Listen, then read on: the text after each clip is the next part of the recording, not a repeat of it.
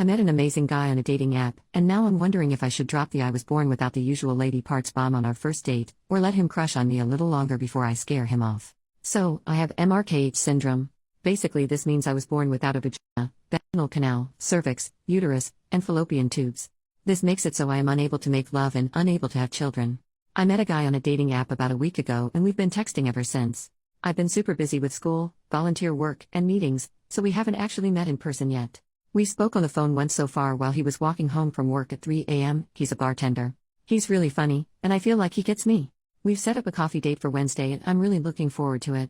So far, he's definitely shown interest in me, saying things like how he's been crushing on me or how he thinks I'm really sweet and lovely. I don't want to get ahead of myself, but I feel the same way back. This is the first time I've ever connected with someone this way on a dating app. I'm excited, but at the same time I'm also very nervous. He's very honest and blunt about things and I feel that I need to reciprocate that.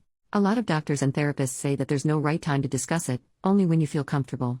Although that's true, I don't want either of us to be invested in the other before having the chance to talk about it. So I guess my question is, how long should I wait before telling him? Would it be too much if I told him on our first date?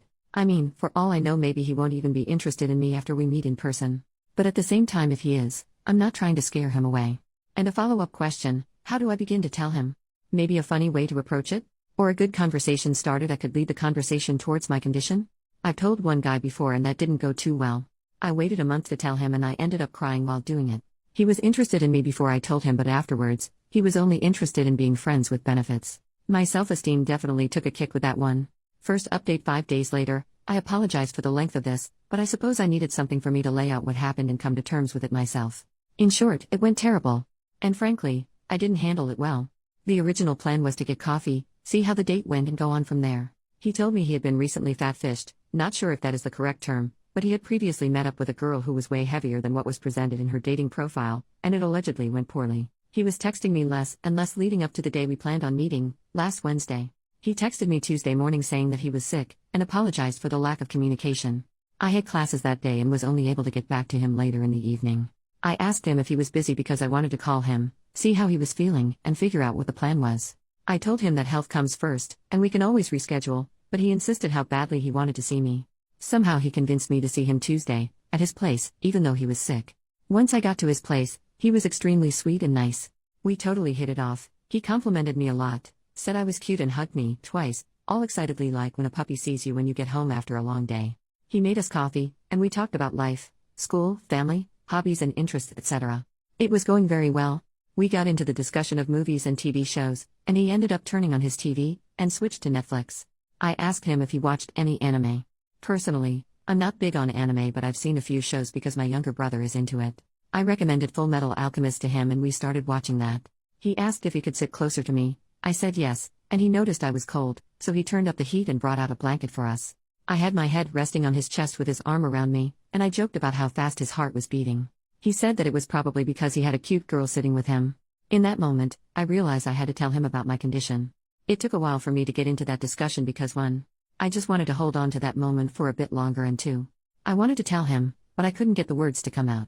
He looked at me and tried going in for a kiss, but I pulled away. I said that I had to tell him something and asked him to turn off the TV. He obliged. I just froze after that. I literally couldn't get the words to come out in the way I wanted them to or how to begin to talk coherently. Even though I asked for advice in the previous post, I totally went blank in that moment, and none of it was implemented effectively. I tried changing the conversation because I felt like I was going to cry, but he assured me that I could tell him. I honestly don't remember what I said because I'm pretty sure my brain shut down, but I managed to mumble some sort of god-awful explanation. He asked a few questions, and then said he wasn't sure if he could be in a relationship that doesn't involve love-making. He said that we could keep it casual for now and see where things went. Even though I originally went in with the worst expectation, I was still hurt by what he said. I felt really let down because he met a lot of the things on my checklist, and I thought we connected well.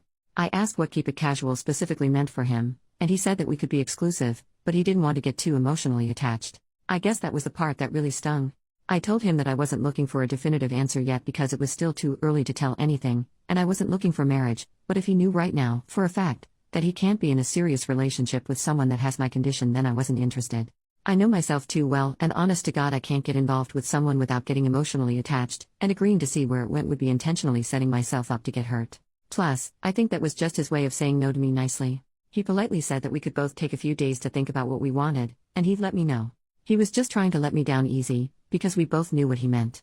It was around 8:30 p.m. by the time we got done with that discussion, and I said that I should probably leave. He walked me to the elevator, in silence, and as I was about to enter the elevator, he asked if I would still be interested in being friends because he enjoyed my company. I said I wasn't sure, and that I'd talk to him later. By the time I got down to the first floor and out the building, I had tears down my face, and I felt like absolute crap. Pretty much every guy I have told about my condition would later go on to say that we could be friends with benefits or something more friendly. I just felt like no one would ever want me for me, and that all I would be good for is some side action. I felt really alone. I felt that the only reason I had ever been in a relationship previously was because I hadn't been diagnosed with my condition when I started dating my ex, and we had already been together for a year when I did find out. I felt like he only stayed with me a year longer because we had a strong emotional bond, but even that came to an end when he cheated on me. I'm not that insecure, but at that time I couldn't think straight. I had just experienced something nice, and it was instantly taken away from me. I haven't had many friends after my ex cheated on me with my best friend, and I cut contact with everyone in that circle, and making friends at university is difficult if you're a commuter. I ended up calling a guy I know as I walked back to the subway. I don't really consider him a friend anymore because he has told me he has feelings for me, but I don't feel the same way back towards him, and he makes constant cheesy statements about me and him despite me telling him not to. I don't want him getting too attached to me, so I keep my distance. But in that moment, I really needed someone, and I didn't have any other option. So I called him, he picked up, I asked if he was busy, and he said he was playing a game with friends and he could call me back later. I didn't want to bother him like that, so I told him it wasn't necessary. So, I did something very stupid, and called my ex. His girlfriend, the girl he cheated on me with, had him block my number, so it went straight to voicemail. Like any insane person, I left a very pathetic voicemail, sobbing and all. I said I didn't have anyone to talk to and apologized for calling him, but I couldn't think of anyone else to talk to. I didn't mention what happened or anything, just that I needed someone. I stood outside in the cold, it's snowing here, for a while until my whole body felt numb. I gathered myself and thought, come on, what the heck are you doing? This is not you. You're better than this. I promptly got on the subway, went home, got into bed, and went to sleep. I woke up the next morning with a fever. That's what I get for getting too close to a guy that's sick, but still had to go to class and attend tutorials. I thought about my reaction a lot, and how poorly I had handled it. Clearly, I have issues I need to work on. I stayed late after the tutorial getting extra help, and after my TA was done helping all the other students, I went to her office and privately asked her if she had any recommendations for someone that I could talk to on campus. She asked me if it had to do with academic stress or something more personal. I said the latter. She pulled out her laptop so quick and got me numbers, emails, and addresses for places I could contact on campus. She told me that she understood and that she too was having issues a couple months ago and recommended a clinic she had been to personally. I couldn't stop thanking her. Before I left, I said, it's not a big deal or too serious. I guess things could always be worse, and without skipping a beat, she said yeah, but things could also be a lot better. I thanked her for her help and left. He hasn't texted me in 2 days now. I'll wait a little longer, but I guess I got my answer. I realize I am not ready for dating. For the time being, I should get help. It's not that I can't handle rejection, but the fact that time and time again, I get guys who are totally into me, and aren't looking for lovemaking right away because they want something more meaningful, but as soon as I mention no lovemaking at all, for now, at least, they turn me down. If they rejected me right from the start, and we didn't get along well, I could handle that perfectly fine. I can't help but think I'm a defective human, and will never find a guy who would appreciate me for me. I have yet contact the number my TA gave me. If you've read this far, thank you. If you have any advice, things I should improve on, better ways to handle situations like this, constructive criticism, or any other comments, I would greatly appreciate it. Thank you. Final post 2 more days later. I just wanted to address some common questions, and to clear up some things I've mentioned in the comments briefly. I hope this post is a little more coherent and organized than my previous ones.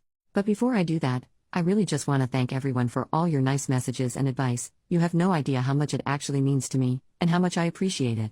Quick update, I texted Kyle yesterday and he replied. I asked him how he was feeling. He said he was even more sick than earlier. I said I was too, and I said it was his fault, in a joking way, because it was just as much my fault too. I told him about how I had a volunteer thing at university which I went to and how I nearly fainted because of my fever and ended up coming home early. But that was it. We didn't talk about much else because he stopped responding. In addition to this, I haven't called the number my TA gave me because they are only open Monday to Friday from 8 a.m. to 4 p.m. So, I'm going to be doing that on Monday, hopefully. My condition, the exact name for my condition is Mayer-Rokitansky-Kuster-Hauser syndrome, or MRKH syndrome for short.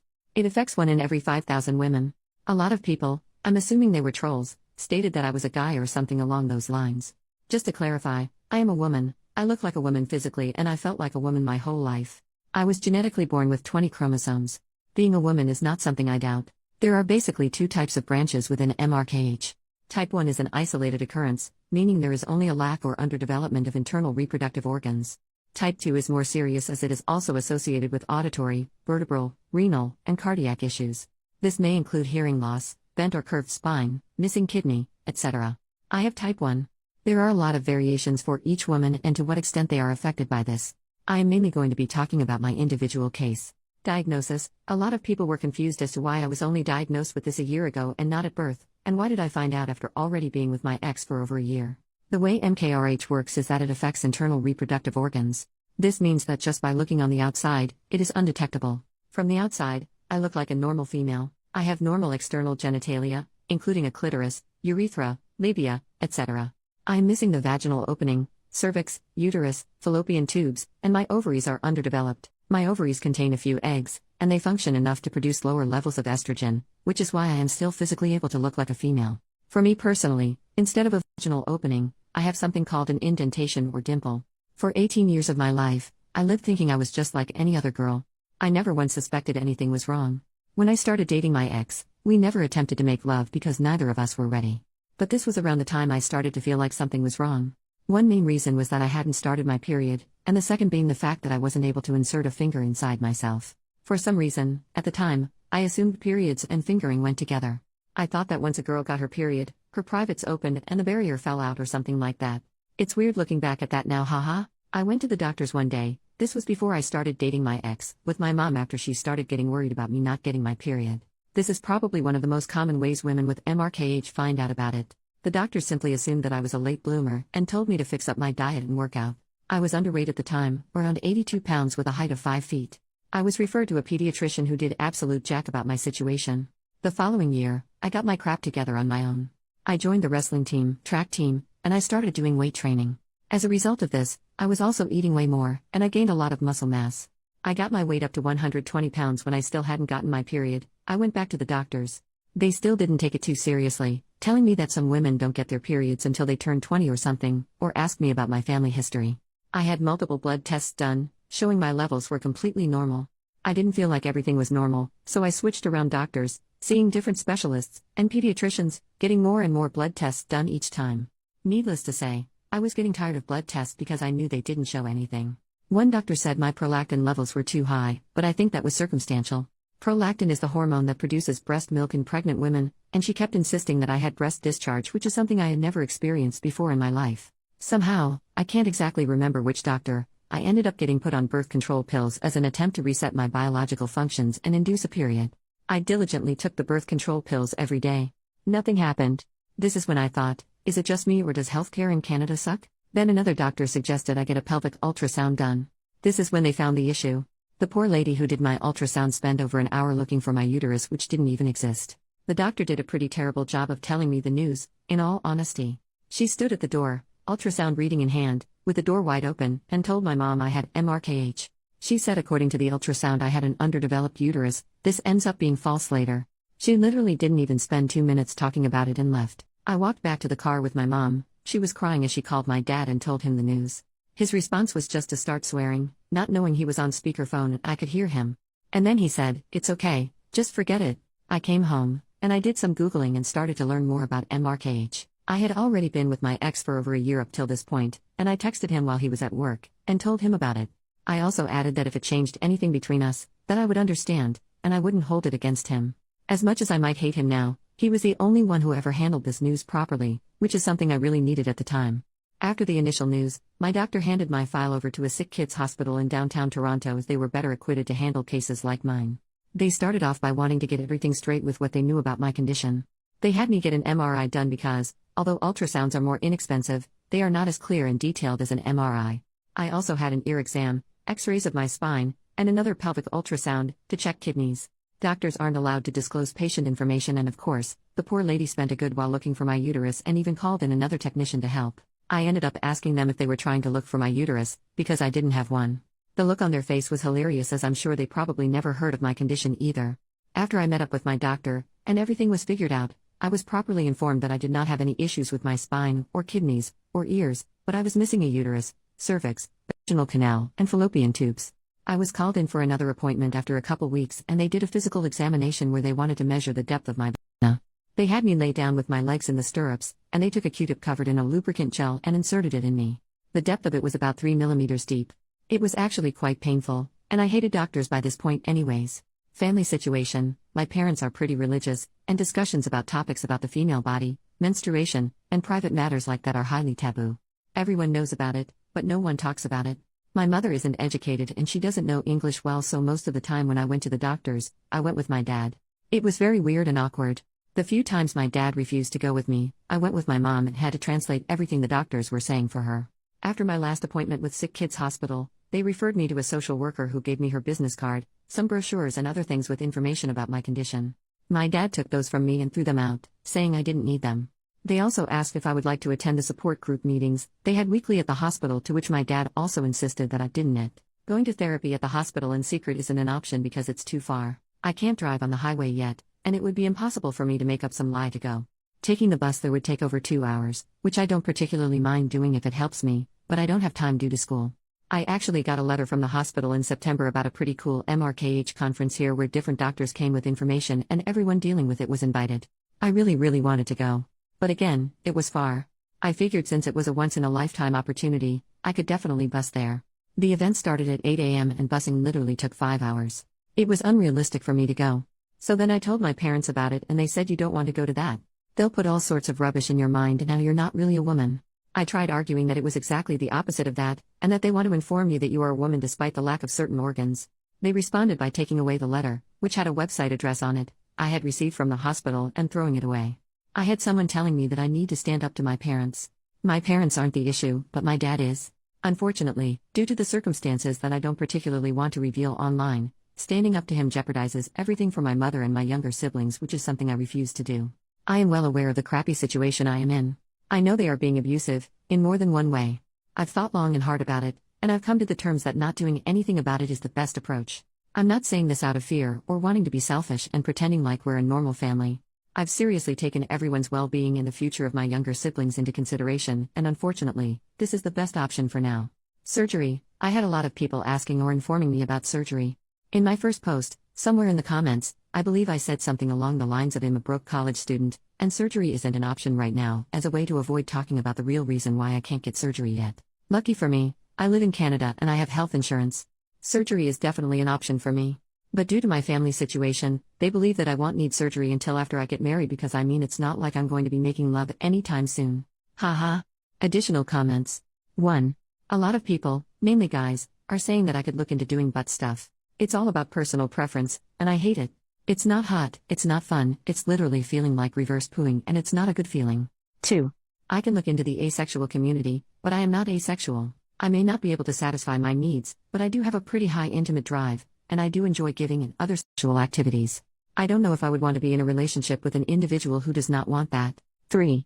A lot of people had a lot to say about how I handled the situation. Some saying I did the right thing, and others saying I did it too soon. Honestly, I haven't figured out the right way to go about it. I have experimented with telling on first date, telling after a couple dates, telling before we even meet up, and none of them have gone well at all. I once told a guy about my condition before we met up, and the first thing he said to me when he saw me was, "Aren't you surprised I still agreed to meet up with you after what you told me?" I was so taken aback by it, I didn't even know how to respond to such an insensitive and arrogant comment. Someone said that if a dude has irritable bowel syndrome, I'm sure it's an important part of their life, but it's a huge first date turnoff. So he shouldn't disclose it on the first date. True, but it's not like them screwing is going to be affected by his IBS. I didn't disclose it because it was an important aspect of my life, but because it was relevant to what was happening. I evaluated the situation I was in with Kyle and noticed that he was trying to get to the next level, so I had to tell him. Agree or not, first date material or not, I'm going to stand by with what I did because in that moment it was the right thing to do. 4. I am not going to disclose this on my dating profile. It's easy for everyone to sit there and suggest I do that, but you don't really know what it's like until you're actually in the situation yourself. I don't want to publicly display it to guys I'm not interested in, nor to those who aren't interested in me. I know guys who also use those dating apps, and I don't want them to stumble across my profile and find out about it. 5. The guy I ended up calling on Tuesday night, after I left Kyle's apartment, he knows about my condition. He has told me that it wouldn't bother him. I had a lot of messages telling me that I shouldn't friendzone him, and that I should give him a chance. Here is the real reason why I'm not attracted to him, nor why I would never ever give him a chance. He's basically doing nothing with his life. He's 24, lives with his mom, doesn't work, can't drive, plays video games all day, uses his depression and anxiety as an excuse from putting in any effort towards having an independent life. Whereas I, on the other hand, I work part-time, I study my butt off in school, and I make time to do extracurricular stuff. I also deal with depression, self-harm, and self-destructive thoughts. But I treat each day as an opportunity to make progress. I'm not saying I'm better than him because our circumstances are very different, nor am I saying that he's not trying his best because everyone deals with things differently. I'm just saying he doesn't have his crap figured out yet, and I'm not into that. In addition to this, he was once involved in a situation where he was the other guy. He was involved with a girl who had a boyfriend, and he knew this before getting involved with her but continued with it anyway because he was lonely. I was on the opposite end of that kind of situation, and even though he might not be aware of the magnitude of his actions, I am. There is no way I am dating someone who selfishly puts their needs first and is able to convince themselves that cheating is somehow okay. 6. I think one of the main reasons I even turned to Reddit in the first place was because I am clearly looking for some sort of support because therapy isn't an option for me. Social media platforms for support do exist, but my parents had me added or followed on those, and I don't want them finding out. This is far longer than it needed to be, sorry. I hope I answered some questions. I really do appreciate all the support I got. Thank you, and take care everyone. Edit 1, I'm only doing this to feel better about myself. Kyle finally replied to me and said, I definitely do not want to get involved. Fuck you, Kyle. If y'all want to hate on him, feel free to. I welcome it with open arms. Edit 2, I think I forgot to address this earlier. For those of you asking whether I can orgasm through clitoral stimulation, the answer is no. My clitoris is underdeveloped. Stimulation feels good, but it's not enough to reach orgasm. Maybe a stronger vibrator or something like that would work? I don't know. I haven't tried. Edit 3, guys. I can still pee. I have a urethra. You do not put a guy's pee-pee in the same place you pee from. Simply anatomy.